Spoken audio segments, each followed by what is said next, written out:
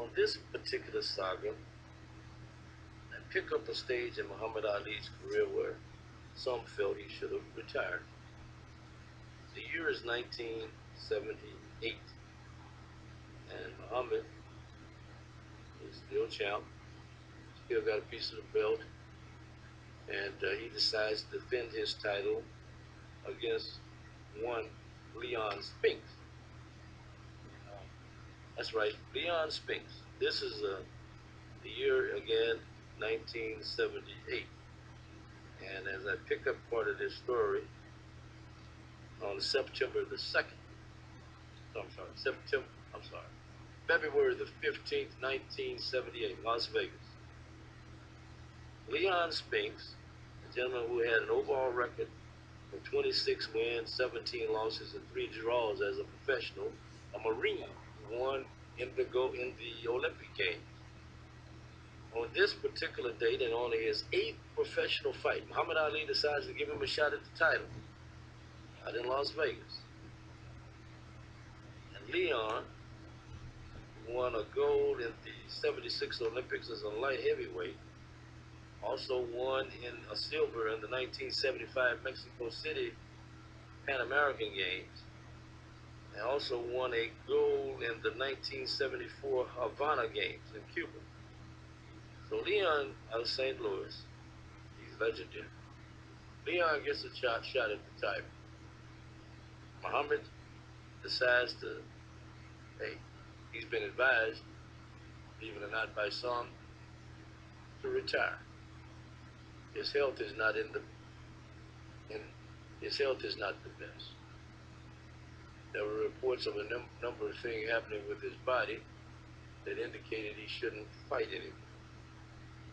But like many men, you take chances and continue to do what you love to do for a number of reasons. And the money was cool. So Leon Spinks fights Muhammad Ali and wins the undisputed World Heavyweight Championship on February the 15th, 1978. Turned Leon Spinks' life around. Leon got in all kind of trouble after out there without his teeth in a motel room somewhere in this country one night, all messed up. And then there were, believe it or not, several efforts to send Leon down south to Houston after he won the title and got into a few different situations. Sent him down to Houston and let him be babysitting for a few days. I'm not going to say they were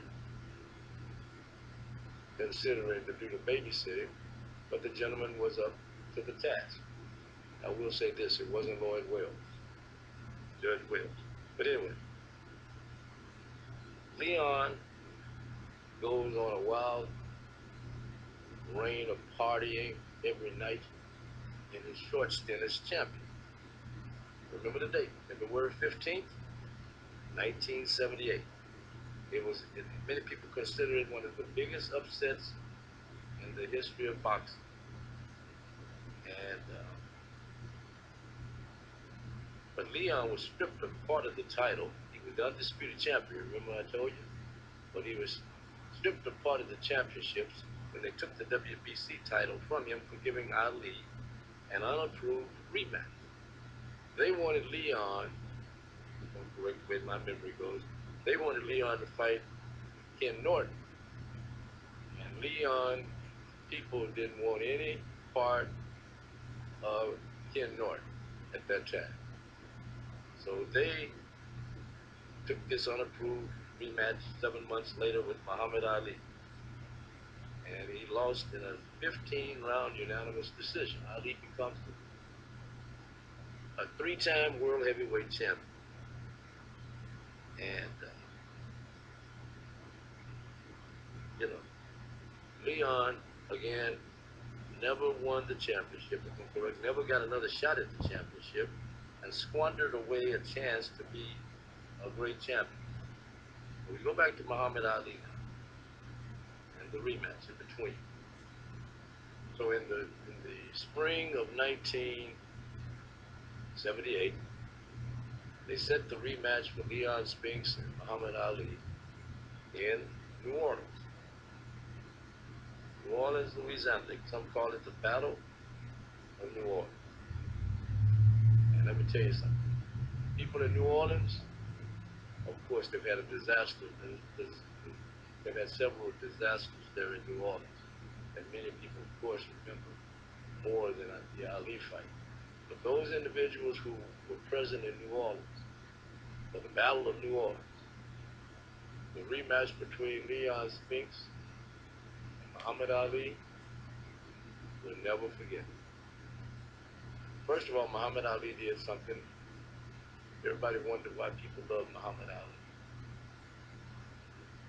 Muhammad Ali told his people to allow a black guy to have all of the t-shirt legally, the legal t-shirt business. Of course, you had the renegade t-shirts, the hot t-shirts, etc.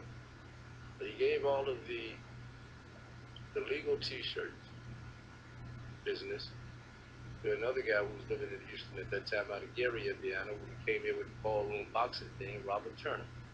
Able 10 was his organization. So he gives him the t-shirt business, all of the t-shirt business, and they came out with a fabulous t-shirt. I'm sorry, I don't have mine anymore. I had several, I wore them out. So he kept one. But the Battle of New Orleans. So Robert Turner gets the t-shirt business and makes a bundle of money in New Orleans. To show you how some people think. I never will forget when I went to New Orleans several times, but one of the earlier times before the fight, I never will forget. I wanted to show you how people are. Why would you give that blank all of the t-shirt business, Jeff? Why are you giving that blank all of the t-shirt business? The blank word was in. And Ali said he's worked hard. Why shouldn't he have the t-shirt business? Why shouldn't he make some money with the t-shirt? Come to find out, the person who was using all of the N-words and seemed to be jealous of Robert Turner getting that business was someone who was jealous. Someone of color who was jealous. A crab in the bucket. But anyway, Robert T makes a lot of money. The t-shirts are circulated all over the New Orleans area. They had several reprints because so many people purchased the t-shirt. New Orleans had never seen anything like it because, again, Ali, when he went to these different cities, he was all over the place. He had his entourage, led by Gene Kilroy and Lloyd Wells and a number of others. They were all over New Orleans. And they had a party. I told you in the beginning I went there 3 times. There was a reason I went 3 times. If I had stayed there for 3 weeks, I don't know if I could have survived. It was that type of situation. Every night, all night, every day. Time was like out in Las Vegas. You didn't keep up with the time. Some people never went to bed. Ali-Spinks Ali 2. So now it's the Friday before the fight. And it was like something I had never seen because the Superdome was the site of the fight. I've seen fights in the Superdome before and since. None like this particular evening. Seen professional football games, Super Bowls, Saints and Oilers and Texans in the New Orleans Superdome. Nothing like this. Seen the Grambling and Southern football games in the Superdome. But nothing like what I was about to experience in the evening of September the 15th, 1978. So I get a ride to New Orleans. And Ali is staying at the Hilton Hotel. And When I get to New Orleans, I've got a place to stay if I want to stay there with Lloyd Wells, better known as the judge. When I get to the room where the judge is, I discover that the judge is doing what the judge does best. There are women all over the room. The judge is also leasing out the shower. There were so many people in New Orleans, and I know this is hard for some of you to believe. All the bigger than the Super Bowl, all the rooms were gone. You couldn't even get a room. I went down to the front desk several times thinking maybe someone would check out. Then I discovered maybe there were some people who checked out, but the clerk at the front desk had been, his palms, his and her palms had been greased, so that whenever a room became available, if you had not put up some grease money, you were not going to get a room. And old Ralph didn't get a room. I had to stay with the judge, who was leasing out the shower because people didn't have a room. And when I say leasing out the shower, this started early in the morning. We got there about 9 o'clock, and I'm told that this happened at the other hotels also. 9:30, 10 o'clock in the morning, the hotel was out of booze. The restaurant had run out of food. They were making deliveries, and as quick as they made deliveries, 2 or 3 hours later, all of the food would be gone in the restaurant. The room service had really been cut unless you were the Muhammad Ali or someone on that level. And the bars ran out of alcohol 2 or 3 times during the day. Again, like I said, this didn't happen during the Super Bowl or the Grambling Southern games or the big basketball games. I had never seen anything like this before, and I haven't seen it since in New Orleans. Maybe they've had it, but I haven't seen anything about like what I'm about to share with you. It was so bad that when you went into the men's restroom down near the bar of the restaurant area, cleaners' bags were all over the place. You had people who were actually changing their clothes in the restroom. They were getting out of their funky clothes without showering. Maybe they washed under their arms or whatever, I don't know. But they were changing clothes in the restroom. And again, like I said, I've never seen anything like it. I go back up to the room with Lloyd Wells, and I would have thought I was in the times of Adam and Eve. When I say that, Adam and Eve in regards to women. They were prancing around the room as if they had never heard of the spelling or heard of the word CLOTES or even PAJAMAS. They had never heard of these words if I was going on what I saw. They were all over the room. And Lloyd Wells said, "Hey, Judge, get comfortable. These are some of my new friends. And they need a place to shower." And so later on I asked, how much were they paying to shower? And believe it or not, the lease amount was $30. $30 to take a shower and put your clothes on and get out, or whatever. And I guess you say, well, any guys allowed? Only if you knew. And it was his room. I just happened to be there, and I would just share this with you. He made a pocket full of money that afternoon up to the time he left to go to the fight, which was about 4:30 or 5 o'clock. He made a whole lot of money because they came in. Like I said, I got there at 9 o'clock in the morning, and they were in and out of there throughout the day. They changed clothes, showered or whatever, as often as they ran out of alcohol and food downstairs in the Hilton Hotel and the restaurant in that hotel. This was going on all over New Orleans. But you go to the press room. Went to the press room at the Superdome. Just walked a few blocks from the Hilton over to the Superdome and the Hyatt Regency or whatever. And it was as wild over there as it was at the Hilton Hotel. You had people trying to literally buy your press pass off your chest, although it had a photo on it. It didn't matter. They were offering all kind of money. If you were not ethical, you would have probably sold. I didn't. Never thought about it.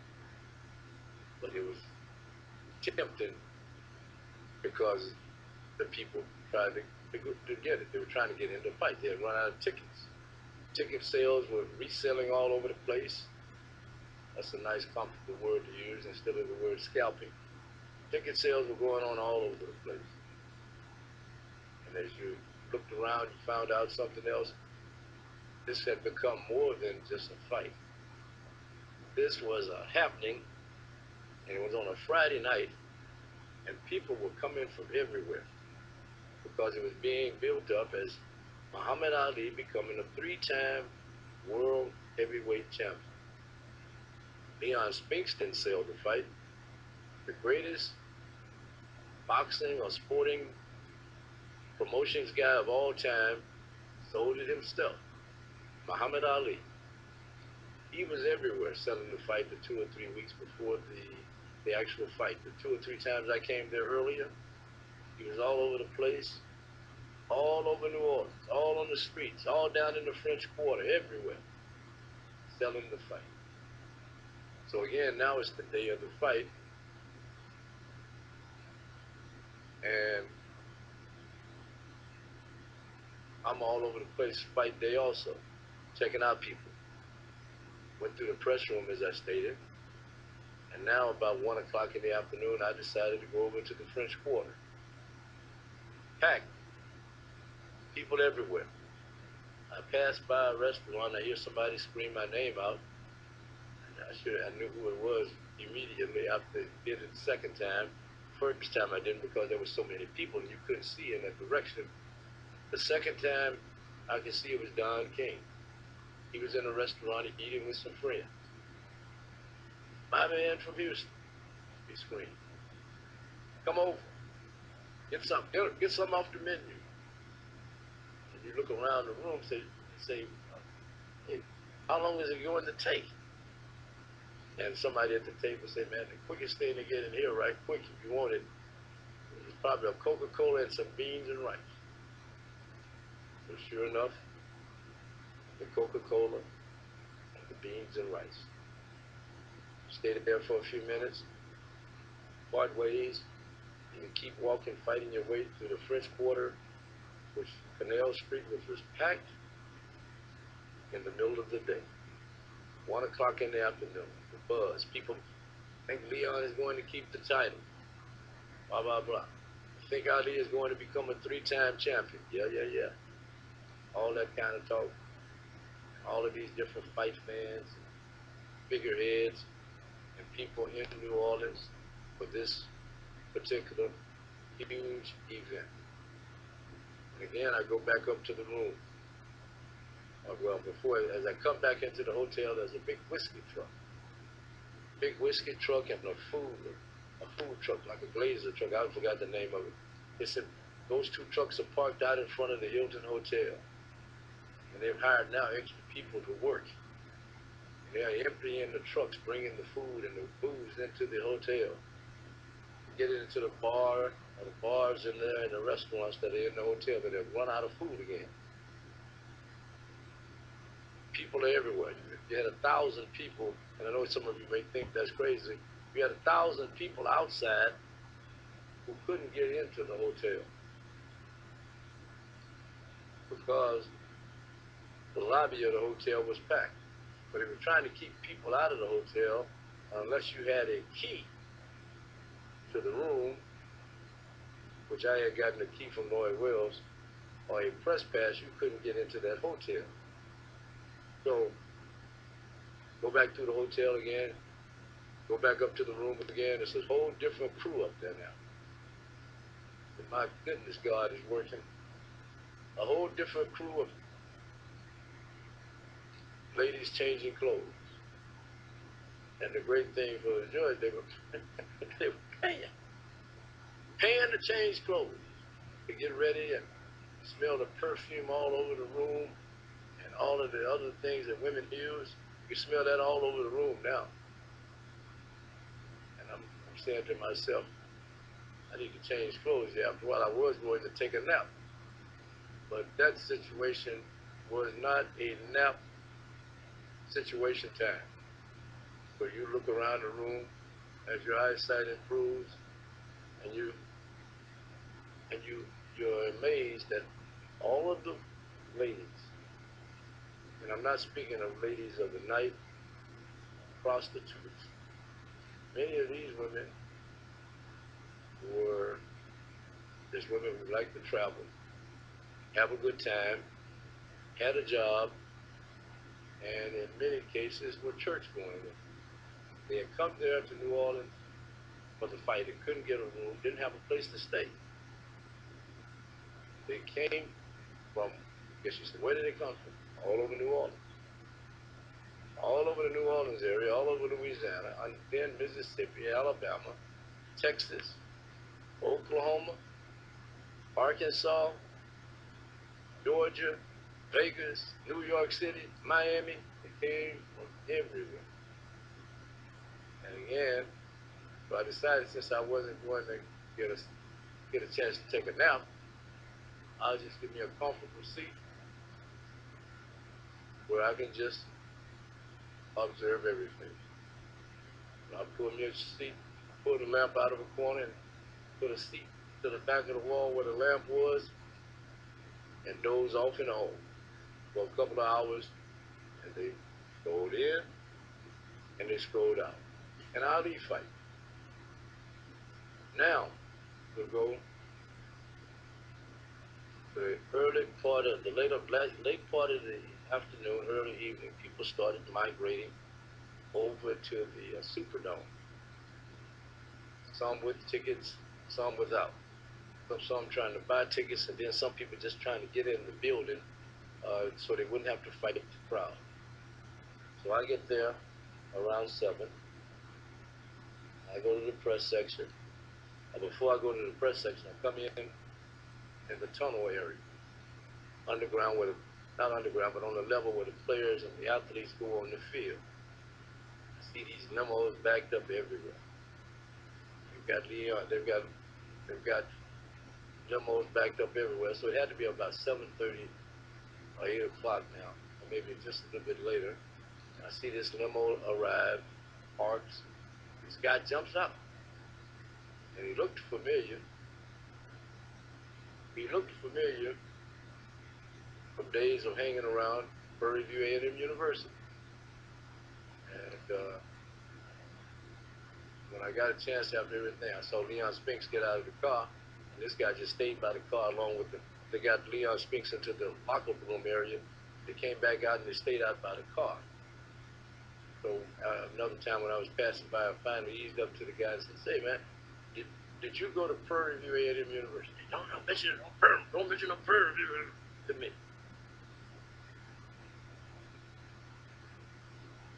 And that was Mr. T, who had an experience told at Prairie View that he would have liked to have forgotten. It never happened. And he was a bodyguard.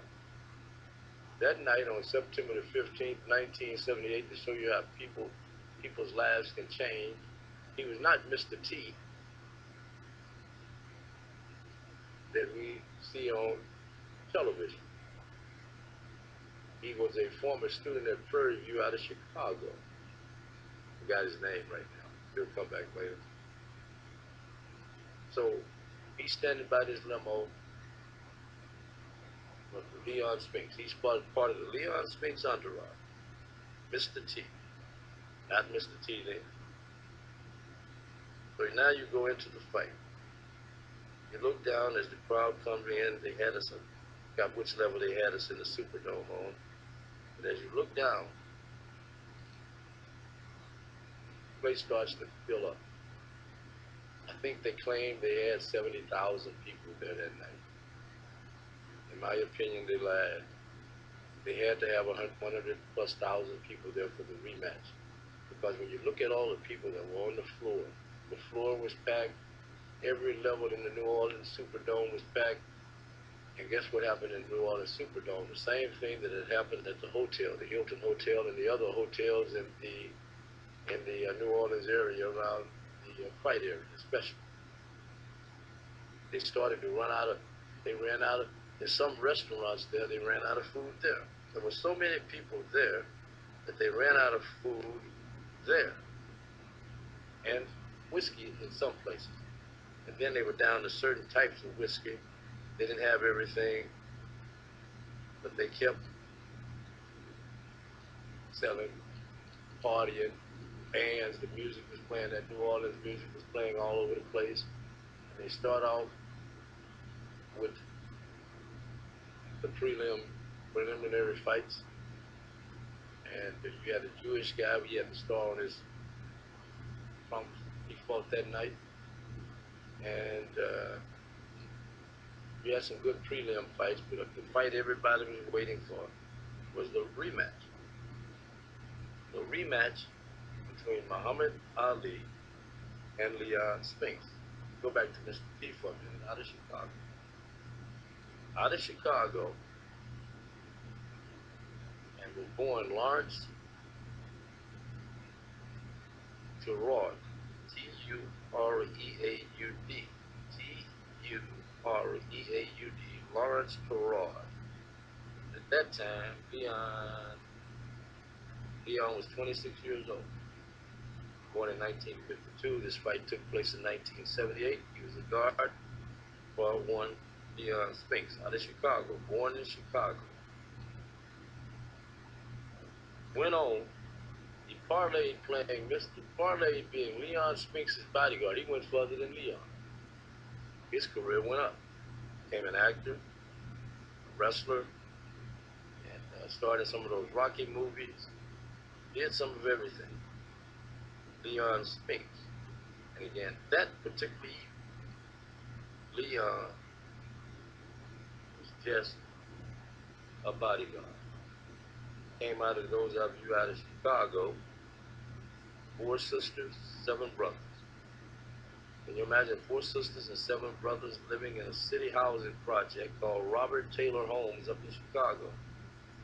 Those of you from Chicago, like Mr. Baseball, you know where it is, where it was. It's still there. And while growing up, Mr. T experienced some of everything, so working for Leon was a normal thing for him, a guy who got into a lot of trouble.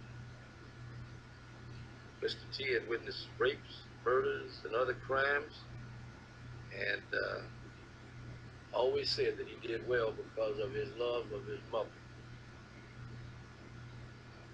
Even tried out, I'm told, with the Green Bay Packer football team. Worked as a bouncer. Did some of everything. And then got hooked up with Ali-Spinks. Also, he worked with a number of other people. Leon was the least of the people he worked for. Diana Ross, Michael Jackson, the late Steve McQueen also. Joe Frazier hired him for a while. And Ali. Don't feel sorry for Mr. T. Like I told you, he was a bodyguard for Ali-Spinks. Word was he was making as much as $3,000 a day. And with what's a maximum, a minimum of $3,000 a day with a maximum of $10,000 a day. And hey, so hey, Mr. T. Back to Ali-Spinks. Crowd, you can feel the magic everywhere. I can still feel the people as if it was now. And again, like I told you, they claimed there was 70,000 people there that night. In my opinion, they lied. It had to be 1,000, 100,000 plus people in the Superdome to see Muhammad Ali and Leon Spinks in this big rematch. Before the fight, I decided to do, like I said earlier, I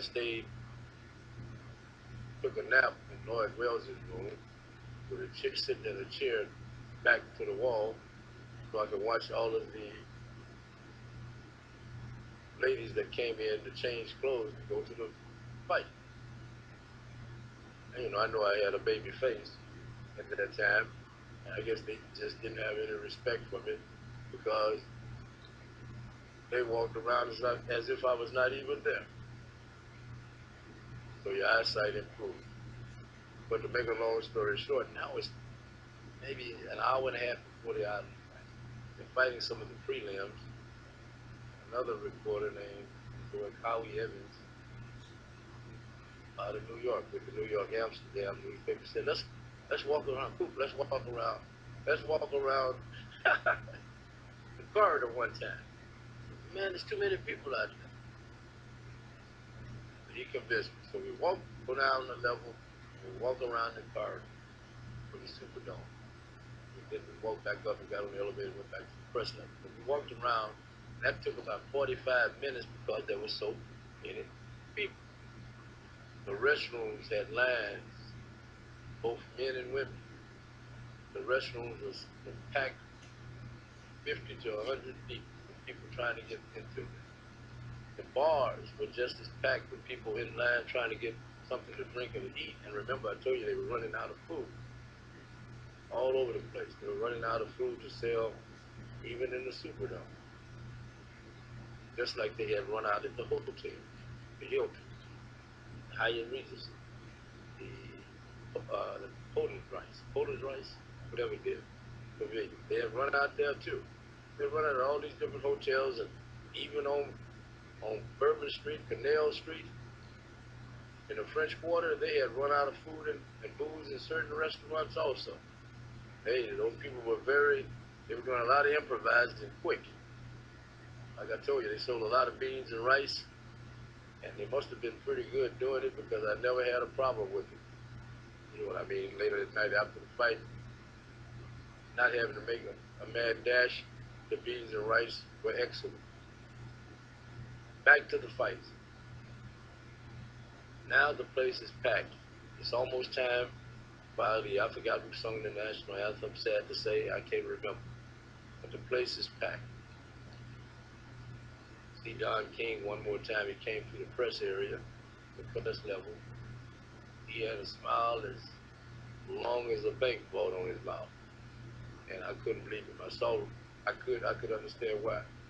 I saw the face of Robert Turner, the guy who Ali had given the T-shirt business to. He had a smile on his face from here to downtown, from this radio station to downtown Houston. All of this because of Muhammad Ali. People want to know the impact of Muhammad Ali. Leon Spinks didn't sell this fight. Leon Spinks didn't sell either one of the Ali-Spinks fights.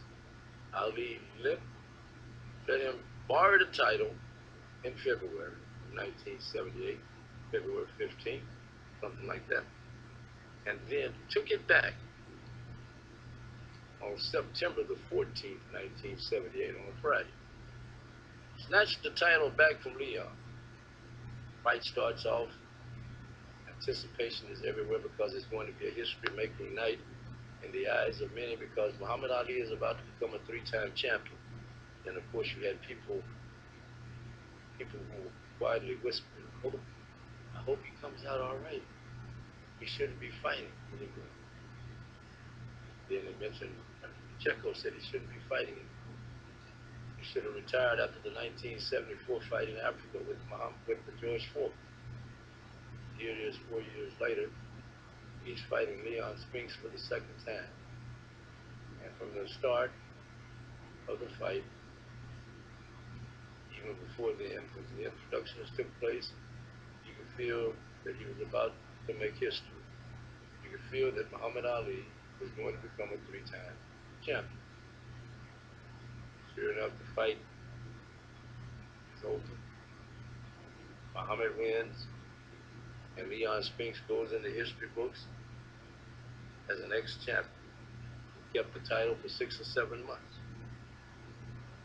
And Muhammad Ali, the myth, legacy, and all of that took another leap.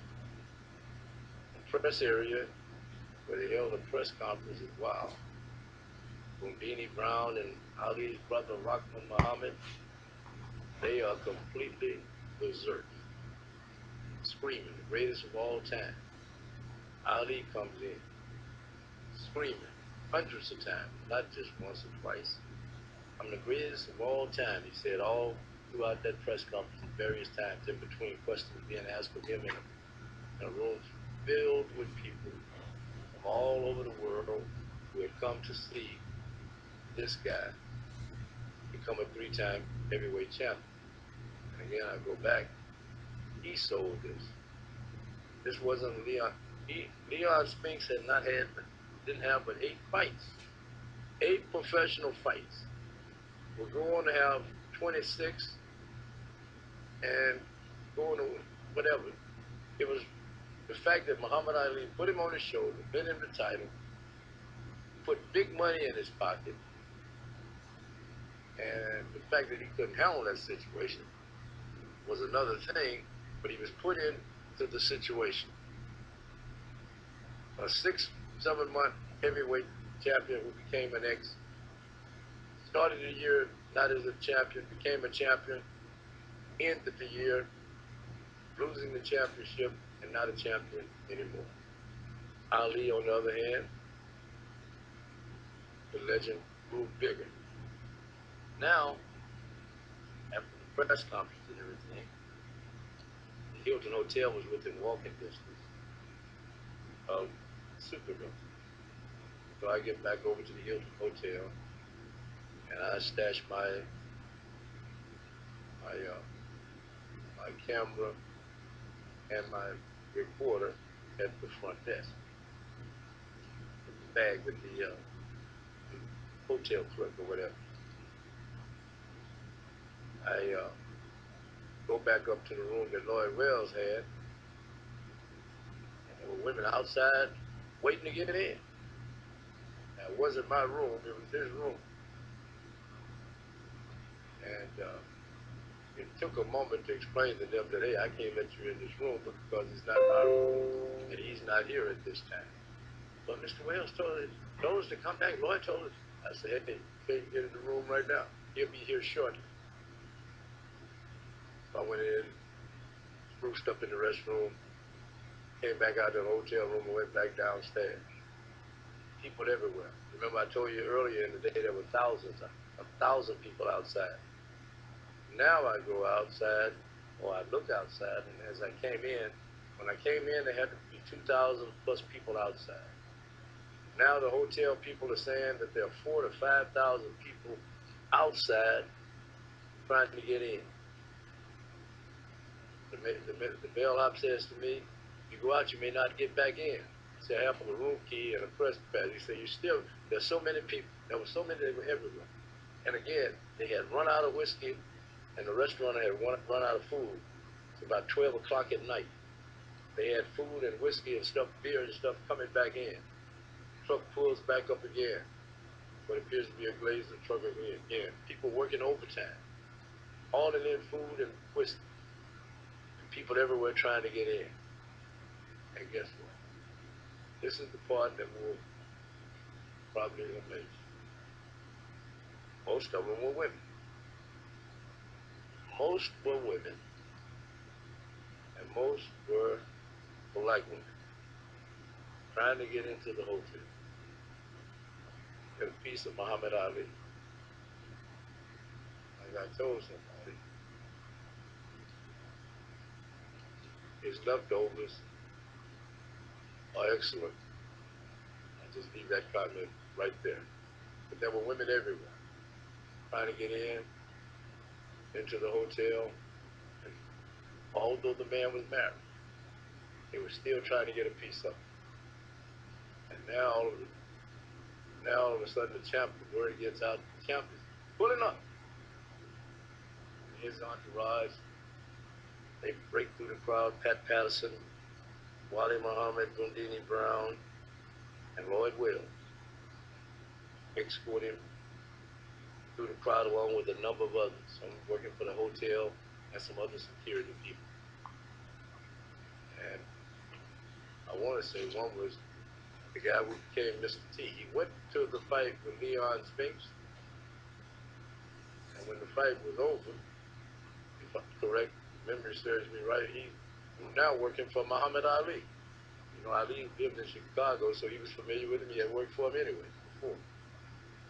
So now you've got all of this going on. And one last thing before I close this out. The capper of the evening,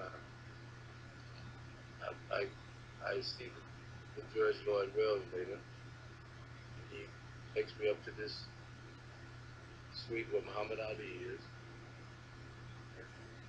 For a moment, you get to be in there with Muhammad Ali. You can tell, although it was not as physical a fight as the Holmes fight or the Foreman fight or the Norton fights or the Frazier fight, you could tell that he was tired. You wondered to yourself, is this too much? For the people who were whispering that he should have retired, were they telling the truth? That's what you thought. And after being in the room there for a moment, then going back to Mr. Wells' room, now because he had allowed some of his friends in the room, he had to go by and say goodbye. It wouldn't have been right to leave out of New Orleans in the middle of the night at 2 or 3 o'clock in the morning. My friend who drove me over there, I'm not going to call his name because I don't know if he wanted his name out there like that. So he'll just remain anonymous until one day he tells me I can use his name like that. So we go back by the room to say good night to the guest of Lloyd Wells. And that, now I thought some people have been in the room before. The room is standing room only, just about. The seats are taken. The seat that I had backed up against the wall where I took the nap, you had 2 ladies sitting on the side of it and one in the middle of it. The bed was packed. And again, if you didn't know any better, you would have thought you were in the Garden of Eden.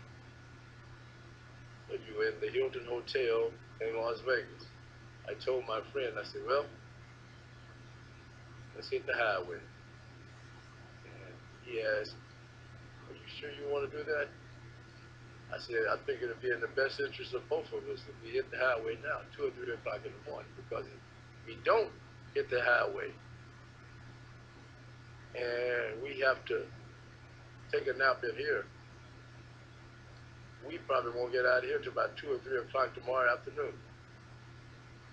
And then he mentioned something about getting home, and I said, right, I know, that's why we got to leave now, let's go. And we hit the highway and all the way back to Houston that morning. Got back in here about 9 o'clock, 10 o'clock that morning. All the way back, thank goodness I was with that friend. Because some of the people I know, they wouldn't have did, but they wouldn't have convinced me to do what that friend did, and we leave at 2 or 3 o'clock in the morning. We would have spent the night and been there at 2 or 3 o'clock the next afternoon before we left. But anyway, all the way back to Houston, all throughout the morning. And we took shifts driving. He kept saying, we should have stayed. And I end this by saying, nope, we made the right decision, because you would have held me responsible for whatever happened for the rest of my life. But you can always say that we left New Orleans after the Ali-Spinks Muhammad Ali rematch in one piece.